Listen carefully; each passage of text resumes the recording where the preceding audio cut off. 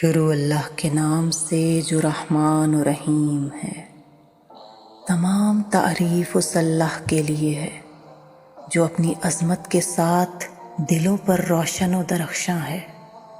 اور اپنی عزت کے ساتھ آنکھوں سے پنہاں ہے اور تمام چیزوں پر اپنے اقتدار سے قابو رکھتا ہے۔ نہ آنکھیں اس کے دیدار کی تاب لا سکتی ہیں اور نہ عقلیں اس کی عظمت کی حد تک پہنچ سکتی ہیں۔ وہ اپنی عظمت و بزرگی کے ساتھ ہر چیز پر غالب ہے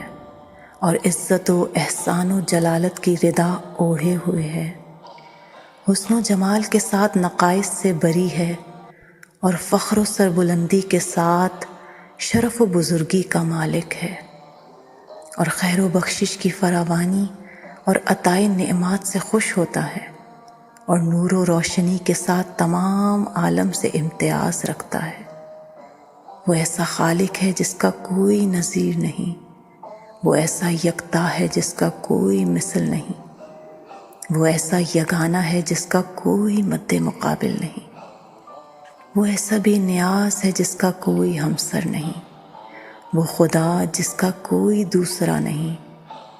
وہ پیدا کرنے والا ہے جس کا کوئی شریک کار نہیں، وہ رزق دینے والا جس کا کوئی مددگار نہیں، وہ ایسا اول ہے جسے زوال نہیں، وہ ایسا باقی و جاوید ہے جسے فنا نہیں، وہ دائم و قائم ہے بغیر کسی رنج و مشقت کے، وہ امن و امان کا بخشنے والا ہے، بغیر کسی حد و نہایت کے وہ ایجاد کرنے والا ہے، بغیر کسی مدت کی حد بندی کے وہ صانع و موجد ہے، بغیر کسی ایک کی اعانت کے وہ پروردگار ہے، بغیر کسی شریک کے وہ پیدا کرنے والا ہے، بغیر کسی زحمت و دشواری کے وہ کام کرنے والا ہے، بغیر عجز و درماندگی کے اس کی کوئی حد نہیں، نہ اس کی کوئی انتہا ہے زمانے میں۔ وہ ہمیشہ سے ہے اور ہمیشہ رہے گا، یوں ہی ہمیشہ اسے کبھی زوال نہ ہوگا۔ وہی خدا ہے جو زندہ، قائم و دائم، قدیم، قادر اور علم و حکمت والا ہے۔ بار الہا، تیرا ایک بندہ حقیر تیرے ساحت قدس میں حاضر ہے، تیرا سائل